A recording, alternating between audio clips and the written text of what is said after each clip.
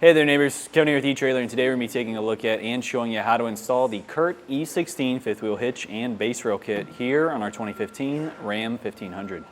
So our neighbor today has a Ram 1500 and he's wanting to be able to tow his fifth wheel camper so he can take his family out on a fun adventure. Now, because his Ram has a short bed, that severely limits the options that he has for towing a fifth wheel. As you can see, our hitch and our base rails are dangerously close to the cab side of our bed. So there's a very good chance that when he goes to make a turn, the nose of his fifth wheel is going to come into contact with the cab of his truck and end up damaging both.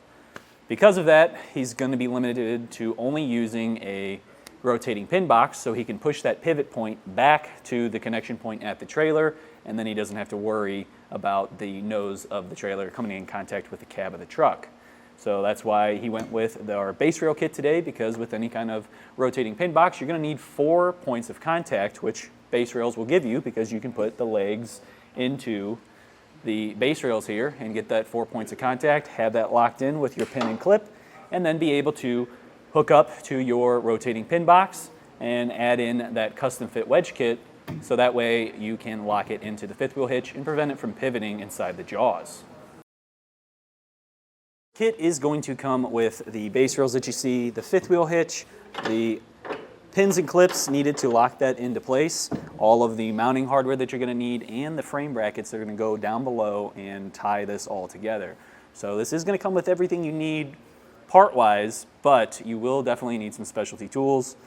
We ran into a couple of different issues when it came to this install. Now typically, anytime you're doing base rails or gooseneck hitch, something like that, there's typically going to be some pressure point where it's just super hard to kind of get through it, and it kind of binds you up and makes this install just a lot more difficult than it needs to be.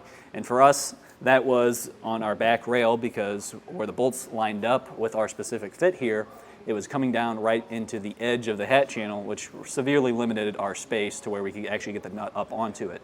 So definitely a pain point with this install. It took us a whole lot longer than it should have, just because of that issue, and we had to really work around it, and it took us quite a bit of time. So I definitely recommend reaching out and using our dealer locator so you can find a shop near you and have somebody else deal with all of the headache of getting your base rails installed, so that way the hardest part is going to be just loading up your trailer and trying to back it into that camping space once you actually get to your destination. So some things you should consider when you are getting through this whole fifth wheel setup. Number one, with this being a short bed, making sure that you're getting a rotating pin box on your trailer and having that wedge kit to match up to the fifth wheel hitch. The second one's going to be our wiring. So our neighbor did not opt for the in-bed wiring. I highly recommend doing that because all it is a simple plug-and-play connection from our factory 7-way that we have down below, and it's just going to pop up right here in the bed. It makes it a whole lot easier to hook up your trailer to, and then you don't have to worry about the cord getting pulled around and then possibly kind of bent up because you're trying to fight and get that past the tailgate down into the factory 7-way. So it just makes hookup a whole lot easier and just a little bit safer, because now you don't have the cord draping down below behind your vehicle where it could potentially get bound up on something, get caught, and then get ripped out of your 7-way. Aside from that, also, you got to think this is a Ram, so it's got a really soft suspension because it has coil springs, and they were wanting to give you that really good ride quality.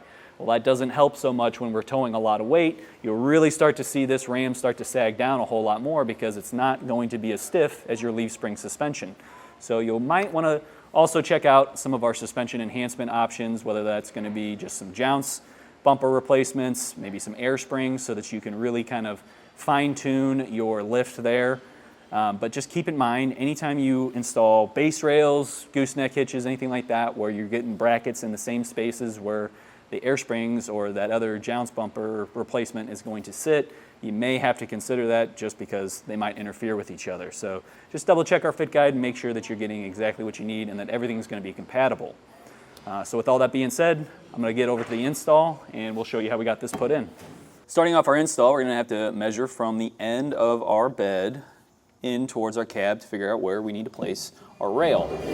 So with us having a short bed, it's going to be 29 inches from the end of our bed to the edge of our railing here. So what we'll do is we'll take our tape measure, And now if you have a plastic liner, that's going to end up throwing off the thickness here, so it's going to come out just a little bit further. Same thing with our spray-in liner. Now they do mention in the instructions that if you have a spray-in liner, you can just kind of ignore that, but that does add about a 1/16 of an inch to your measurement here, so I like to keep that in mind when I'm doing it. Now I'm going to bring my rail till I'm right at 29, and I'm just kind of guessing right here in the middle. I am going to do it from both ends, so that way I can make sure I have this square. And then we're also going to measure side to side, so just going from the edge of our rail to our wheel well on both sides, so that way we can make sure we have this perfectly centered before we start marking out any of our holes. So this process can take just a little bit of time to kind of get totally perfect, but this is going to make it a whole lot easier when you go to actually start putting in the lower brackets if you have everything perfectly centered. Side to side. And one more time, we'll check front to back. 29. And 29. All right, now I'm going to grab my paint marker. We can start marking out our hole locations. So you'll see there's 4 holes on the front and back on either side, and we're going to be going, if we number this from left to right, 1, 2, 3, 4, we're going to be going into number 3 on both the front side and the back side. So we'll mark that with our paint marker right in the center. Then from there, we're going to come over to our center one, and we're going to be doing the cab side of this. So we'll place that there, and then same thing over here. And now that we have that marked, we can slide our rail out of the way. We'll come back with our center punch, and we will make a little indentation because we're going to start drilling these out.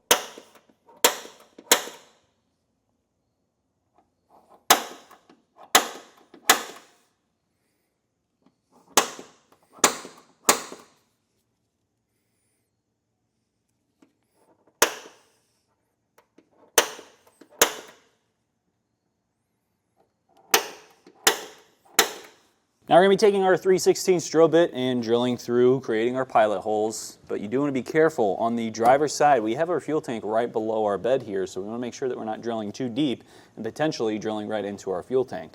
So make sure that you are taking it nice and slow on these 2 holes over here, and just as soon as you get through that, kind of pull back, and then we can kind of clean that up with some files instead, so that way we just minimize that risk of drilling into the fuel tank.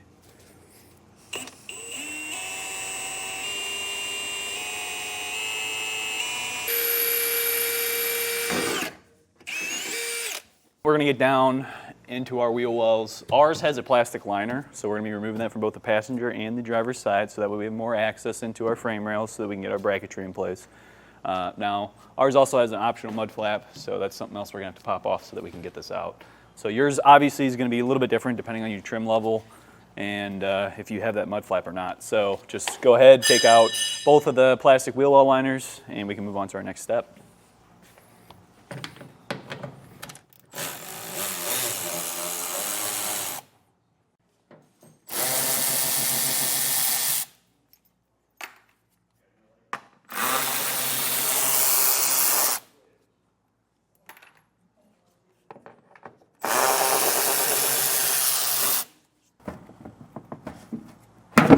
There we go. Since we have a dual exhaust, is to remove the hanger right here. Now, our exhaust is still being supported by this hanger up front here, or towards the rear of the vehicle. But this cross member, we're going to need to get everything off the top of it, including the wiring harnesses, so that we can run our cross member through. Now, I've got a 13mm socket on my wrench, and you can see I'm already on the nut or bolt for our hanger. We can start loosening that up.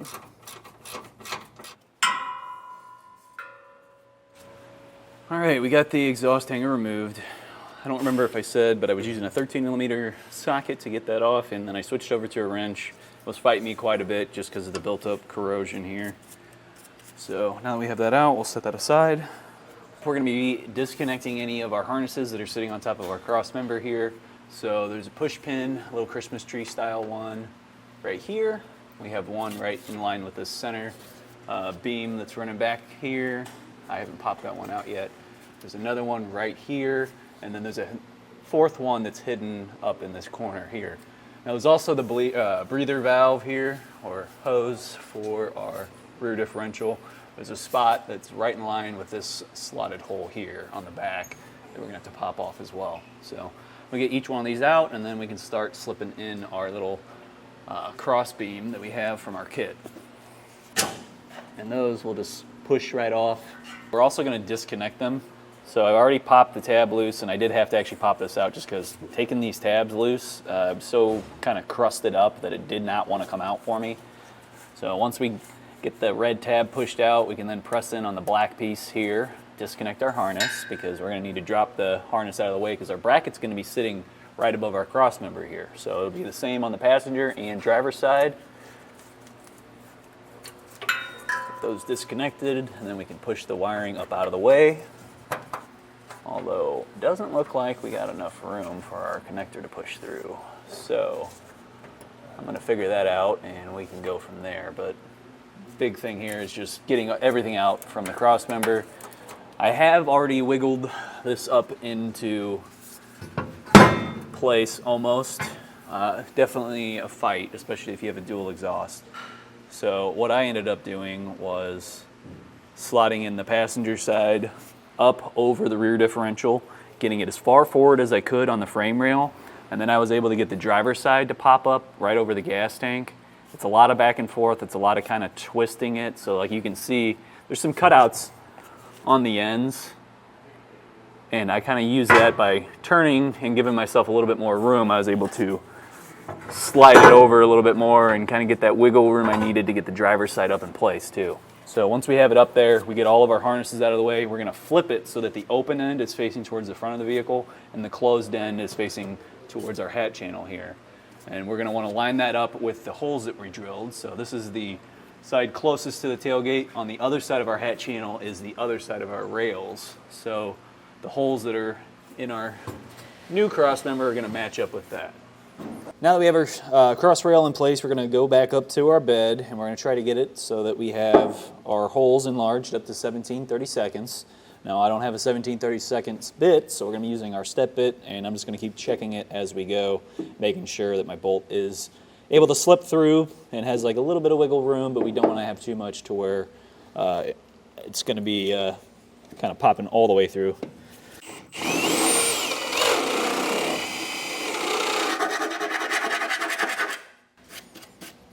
All right, now that I got my holes drilled out, I've also come back with a file, clean those up, make sure there's no little burrs sticking out that could potentially cut us or prevent the bolts from passing through. Now we can vacuum, and then I'm gonna take a paint marker. I'm gonna go with black in our case and just kind of paint up all of the bare metal that's showing so that way it doesn't corrode.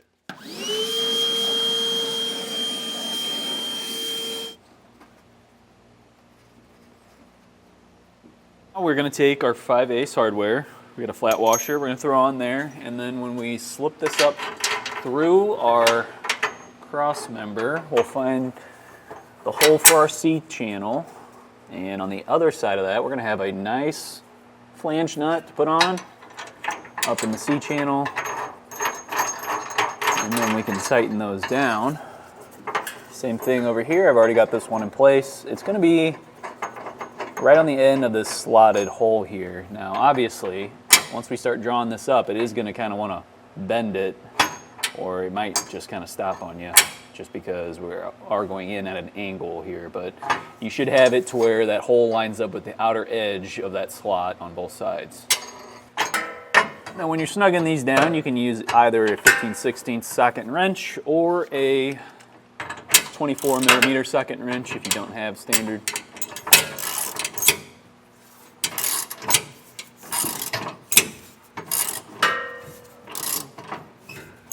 Actually just use my impact. It's a little goofy just because there's a lot of wiggle room here with the slot, so the bolt just wants to keep sliding on me. So I'm going to hold that with my wrench and just snug it up just a bit with the impact.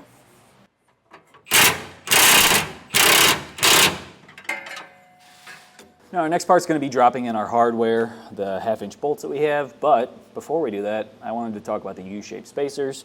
So because there's a gap between our railing and then the bed itself with each one of these ribs.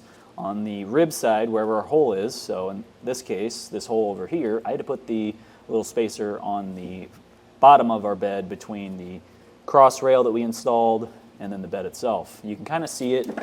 It's way down in there. It's that silver kind of poking out that you see. So that is that U-shaped spacer down below.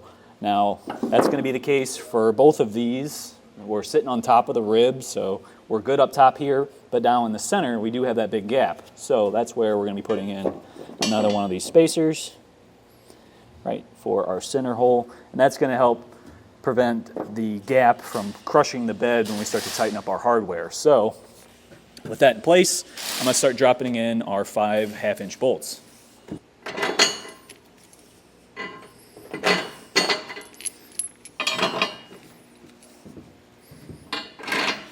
So for this next part, you're going to need a second set of hands. I'm going to show you essentially what our plan here is. But you're going to take one of the nut handles. That's this guy. It's a little welded on nut with a handle so that you can hold it and get it in place. We're also going to be taking a square hole spacer. Now they list all of them as square hole spacers. This one is the rectangle with a hole right in the center. We're going to be using these. And I've already got them just kind of started just to show you. But on each one of our bolts, we're going to have that square hole spacer. It's going to go and butt up against the bed, and then we'll have that weld nut handle, and we'll obviously need a second set of hands so that we can have that stick. Now, if you don't have that second set of hands, when you get up there, eventually you'll get it snug down enough to where it should hit the hat channel and stop it from moving, but you might have a little bit of a struggle. I, just to get it started, just kind of grabbed the bolt and twisted it so it would thread in just a little bit to get it going. So that way I don't have to sit here and hold it and then try and get up top again at the same time. So I'm going to get the other side in because we do have 3 of them going towards the front of the vehicle. We've got that center one and we've got one on both sides. So I'm going to get these started. I'm going to grab a second set of hands, have them come and hold down on the inside while I go up top and start snugging each one of these bolts down.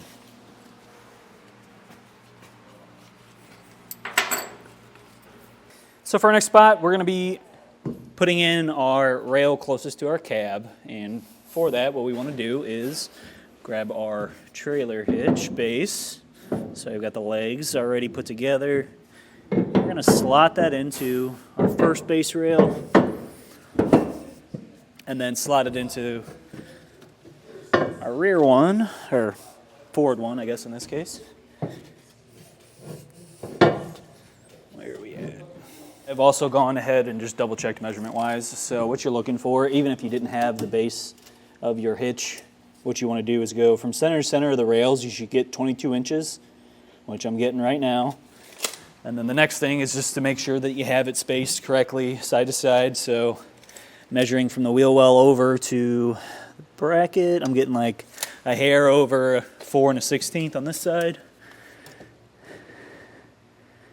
And I'm like a 1/16 off over here. I'm right at like 4, so I could slightly tap it over. There we go. All right, now that we have that where we want it, we're going to mark out the hole locations again.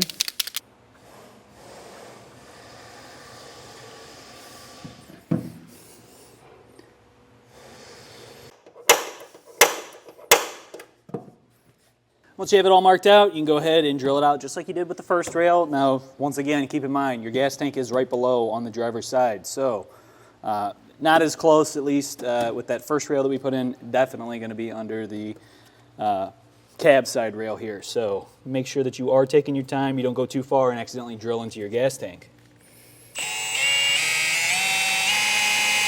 Now, here's our setup because we have one bolt that's going to be dropping through into our custom fit bracket. That one's totally fine, no problems there. Now the other one comes out inside of our hat channel, and that's where we have this at. So we've got a handle nut, which has that nut welded onto it.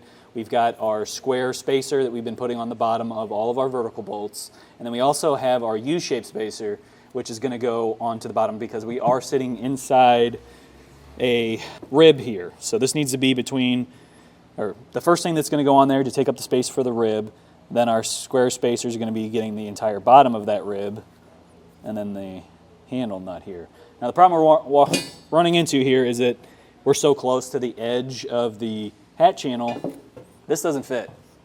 There's not enough room to make up that gap that we have from the edge of it to where the nut is, because the bolt is rubbing the hat channel all the way down. So I looked back at some other videos we've had in the past with some other kits, and this seems to just be a common problem on Rams, no matter which one you're doing. So what I'm doing right now is taking my grinding bit, and I'm just kind of grinding out the hat channel right where my bolt's going to sit, so that way when I go to put in the handle nut and our spacers, I can easily get that and slot it in, have enough room for it to go in, have the bolt drop through along with our railing here, and have it come straight down instead of being crooked, because originally when we were putting that in, it was going to go in at a pretty severe angle, and it wasn't really going to want to tighten down right because it was kind of sitting at an angle like that. So that's just not how we want to do it. So it's definitely important to kind of sit here and figure out exactly what's the right way to get this properly tightened down, and that's going to be trimming our hat channel, unfortunately. So you might run into this as well. It may just be trim package issue or the bed length issue, something like that. Maybe if it was a longer bed, that hat channel would have came out just slightly at a different spot, and we wouldn't have the same issue. So with all that being said, I'm going to keep drilling this out, and then we can show you what it looks like once we're all done.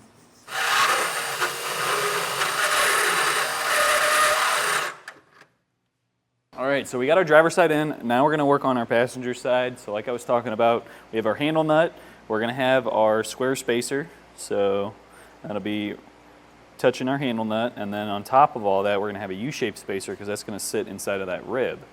So I'm going to have Jesse hold this in. We've got a long pair of needle nose pliers as well, because we're going to have to get all the way inside this hat channel, get all the way back to where that bolt is going to drop through, which definitely is not easy. Once we get in there, I'm going to be up top and I can drop the bolt through and we'll get it through our base rail. Now that we got the hat channel one in, we're going to want to get the other one in as well that's going to be closer to the cab. Now for that, we have a special bracket that's going to match up with the holes in our frame, but we're going to have to fish wire in some hardware first. Now the brackets, they're going to look just like this. The driver's side is going to be slightly different. It's going to have more of a curve to it because it has to get around the fuel line that runs from your port all the way down to the gas tank. There's also going to be a little cover that we're going to stick on here. I've already got it on the other side, and that is just a little kind of rubber coated protection piece, so that way, since it's going to be sitting against that line, we don't want it sitting there rubbing against metal and then eventually wear out just from the road vibration. So just to kind of show you how this is going to go in here, before I fish wire, we'll slip it up over the shock, and it's going to match up with the holes in our bed there and there, and then with the hole we have up into our base rail. So now I'm going to get my hardware ready. We can fish wire it in. For our first hole, that's going to be this guy right here. I'm going to put the hardware end of our fish wire in, go over to this larger slotted hole. Once I pop that through, I can then thread on my square hole spacer and a carriage bolt. Now I like to leave like the last thread or two off just to make it a little bit easier to get off. Sometimes the fish wire wants to stick. We're going to slot that in, and then this is going to pull right up in place once we need it. But for right now, we're going to leave that off because we got to get our bracket in place, and we're also going to have another spacer. So behind our custom fit bracket, we're going to have a larger square hole spacer, and then we'll have a smaller circle hole spacer that's going to be at that back hole. So that'll go between the frame and our bracket. Now for the other one, we're going to reverse fish wire, so we'll want to take our square hole spacer and then our carriage bolt. We'll thread those in. Pop the head of the bolt in, then our spacer, and then once we go to get our bracket in place, we can easily just pull it right up and be good to go. So at this point, put the bracket in place. Not all the way on, just so that we can get our spacers in.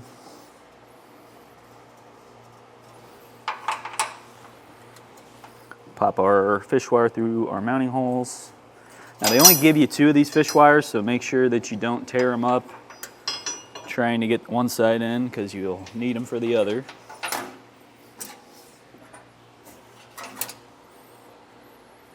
Get our circle hole spacer.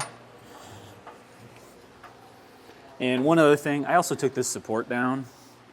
So this guy right here, that was just 2 bolts, one on the other end, and that was a 10mm socket. That gives you a little bit more working room here.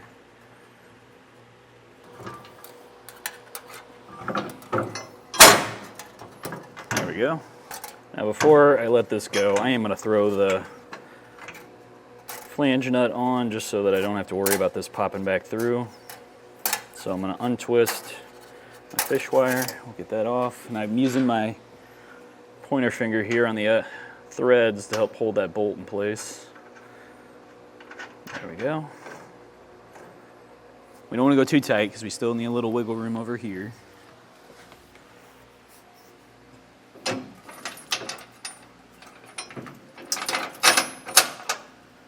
we go. I think for this one, I'm going to grab a screwdriver, help hold that in place so it doesn't slip back in. There we go. Now we can drop our bolt in from the top, and once again we're going to have a U-shaped spacer because we are inside of a rib, and then we're going to also have our square hole spacer and then our handle nut. Got our bracket in place. I've got my U-shaped spacer between the bed and our bracket, and then our square hole spacer and our handle nut here. Just trying to get this to all line up and start threading in. We need a third person. I need somebody up top to spin that while I hold it.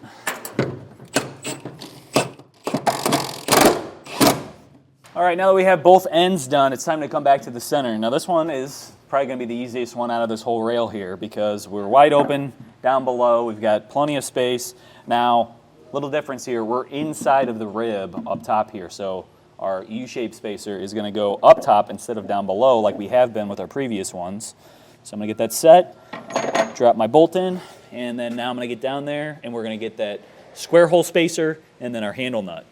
Once you have all your fasteners in place, we can now go ahead and torque down our vertical hardware. We'll then go down below, we'll hit those 5/8 bolts that are running into that C channel that we had going across. And then from there, we can tighten up our frame brackets that are on the outside of our frame rail. Make sure that you are paying attention to the torque settings listed in the instructions because it is going to be 2 different ones depending on that bolt size.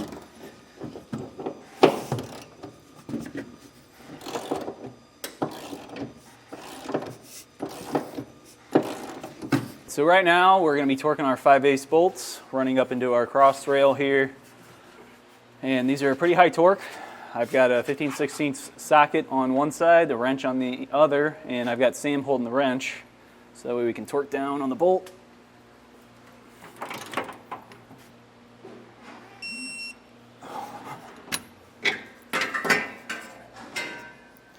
Once you get the 5/8 bolts torqued, now it's time to come over to your frame brackets, and it's going to be those 2 carriage bolts. We got the one right here and to the right of it. So that'll be for both the driver and passenger side. So we'll get in here.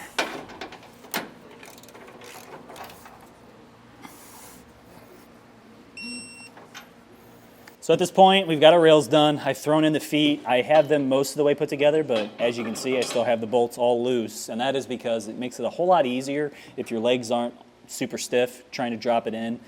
So dropping it in like that, nice and loose, torque the bolts down afterwards, it's going to make it a whole much easier process and should make it to where it's easier to actually pull back out later on. A lot of time when you start torquing these down, it kind of clamps down too tight on the legs and it'll kind of pull them in a little bit, and then you might not be able to get the hitch out. So if you are running into issues like that where it's just kind of twisting itself in just because it's so tight from the torque setting, then you may just have to loosen it and then re-torque it once you're done. So that's what I'm going to do right now. Make sure I'm on.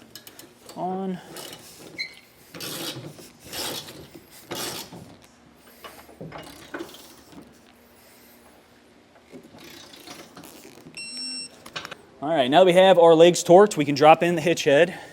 I've already put the handle on. In your hardware kit, it's just going to be a little screw and a nut for you. You can pop that on. Now for the head, it's going to be these pins with a clip. Whoop, pop that in. That'll lock our head into the base here.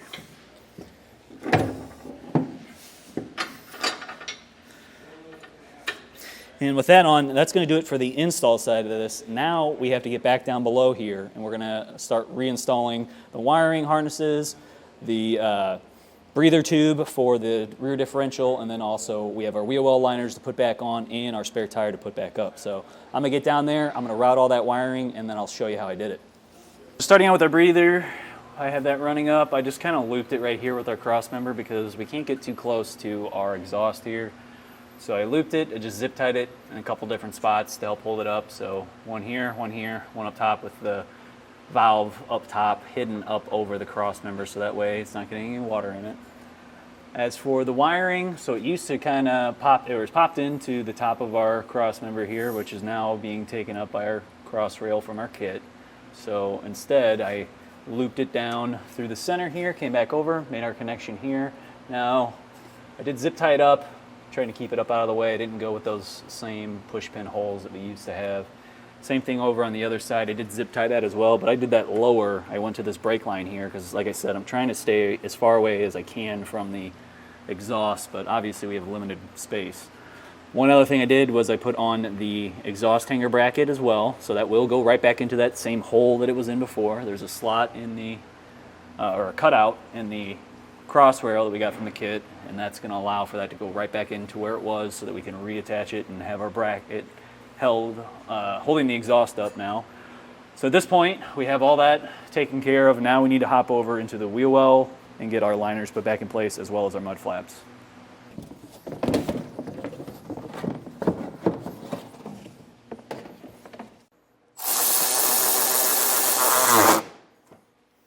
That's going to do it for our look at and installation of the Curt E16 fifth wheel hitch and base rail kit for Ram trucks here on our 2015 Ram 1500.